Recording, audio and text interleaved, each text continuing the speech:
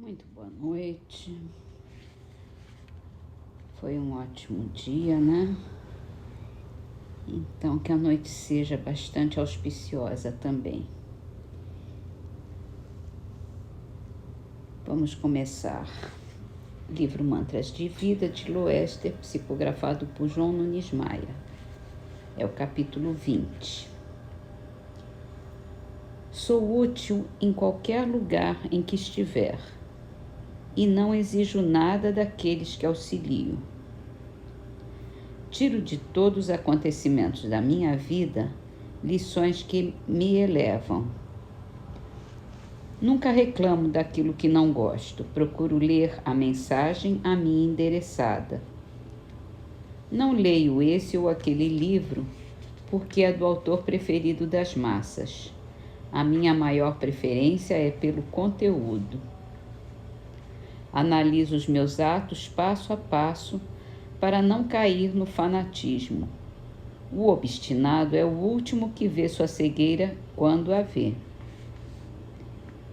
Aprimoro sempre a mim mesma, usando todos os métodos que levam a alma à iluminação, mas não me esqueço do equilíbrio do corpo que me ajuda na libertação.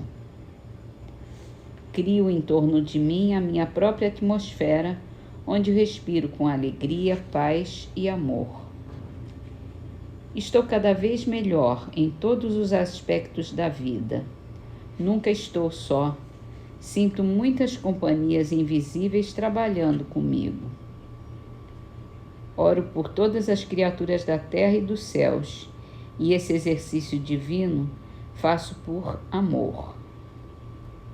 Tenho equilíbrio em todas as minhas emoções e vejo que elas são portas de luz que se abrem para a vida maior. Quando alguém me ofende, não me altero em nada. Faço prece por ele como se fosse meu parceiro de viagem, ajudando-me a vigiar os meus erros.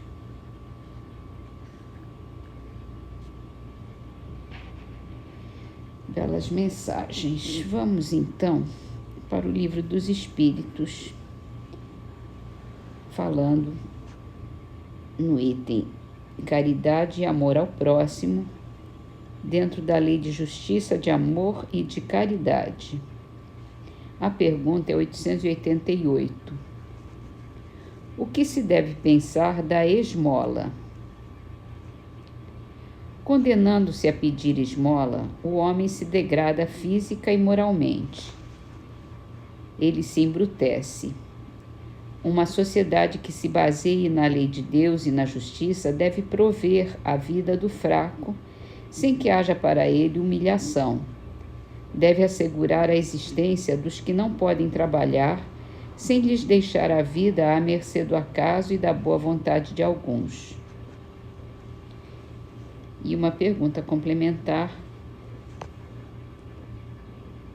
Você reprova a esmola?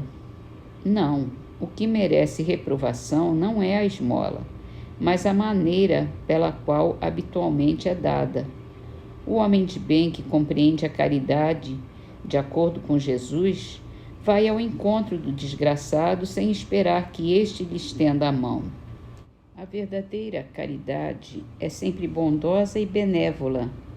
Está tanto no ato como na maneira como é praticada.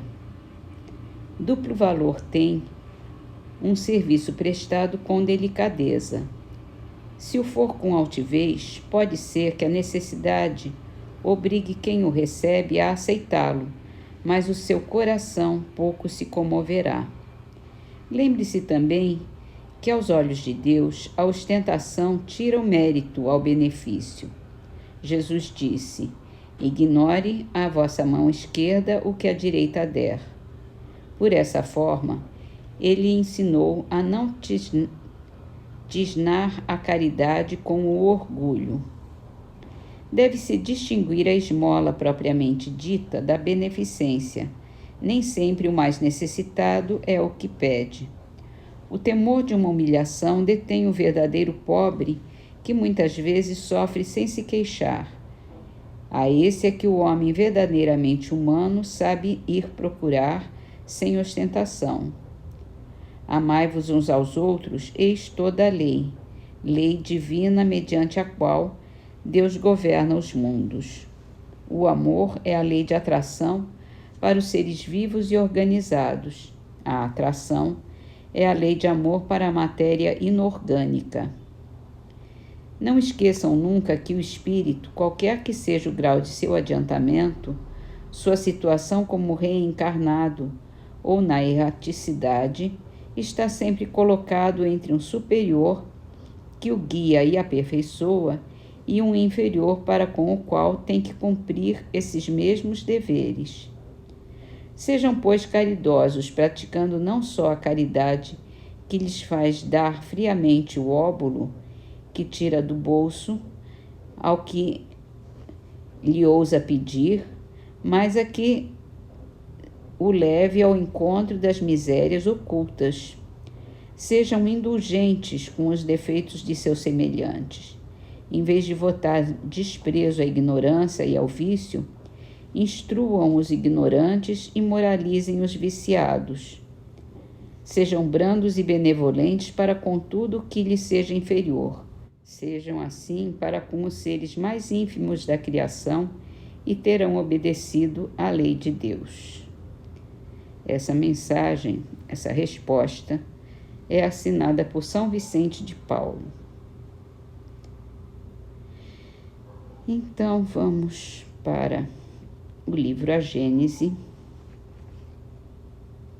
onde a gente está lendo sobre o fluido cósmico universal, natureza e propriedade dos fluidos, elementos fluídicos. E a gente fez uma descrição do fluido cósmico universal e vamos continuar.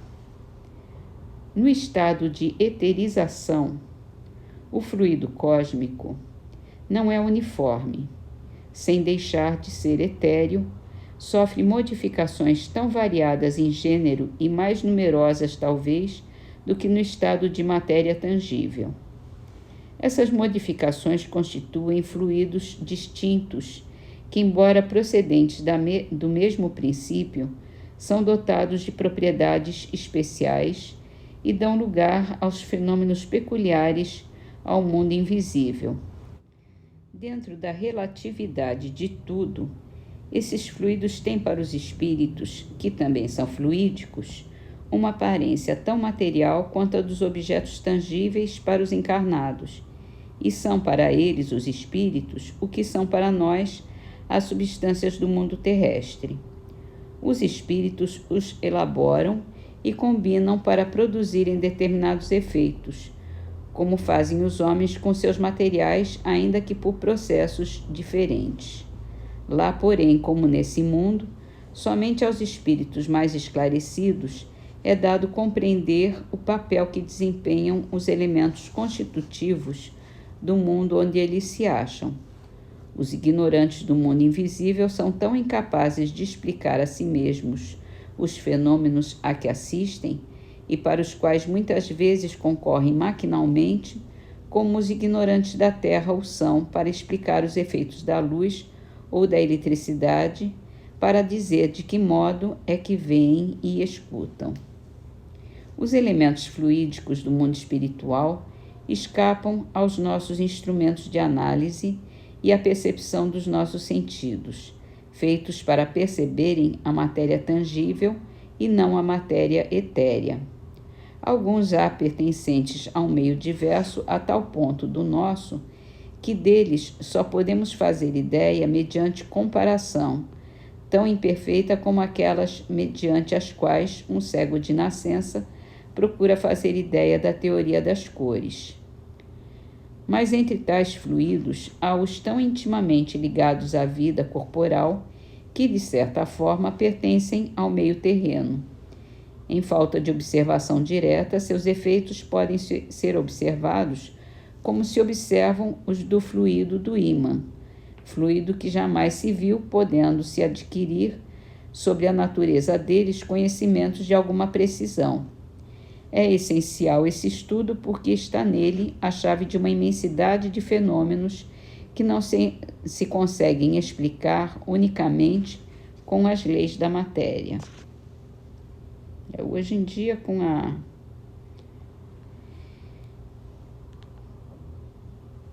informática, com a eletrônica, a gente tem uma percepção bem diferente já desse mundo não físico, né? Mas ainda falta muito para a gente chegar nos fenômenos espirituais, para conseguirmos explicar. Vamos então encerrar nossas leituras no livro Trovas do Outro Mundo, com a poesia de Álvaro Martins, Trovas, Definições. Censura, vejo-a primeiro por este sentido exato. Encontro no companheiro a cópia do meu retrato. Segundo o bem claro e puro, toda posse é concessão. Auxílio aos outros é o juro do que retemos na mão. Quem ama é raiz na vida, um ramo quem colhe o amor. A raiz serve esquecida para que o ramo dê flor.